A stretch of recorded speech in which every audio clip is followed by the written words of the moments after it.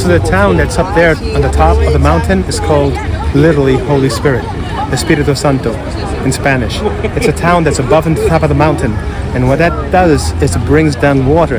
And this water you see over here, if you pan over here, you see this water is from fresh water. It's all a creek. This creek in turn, for about 2 miles up the hill from Holy Spirit, comes down and feeds to the port. And all that salt water, so it gives life. You see many types of birds down here. Everything that feeds life. So they have ducks, you have pigeons, you have gulls, you have egrets. All this because of the fact that up the mountain, Espíritu Santo, which when I was a little boy, I had to climb that hill many times, and believe me, it was not fun.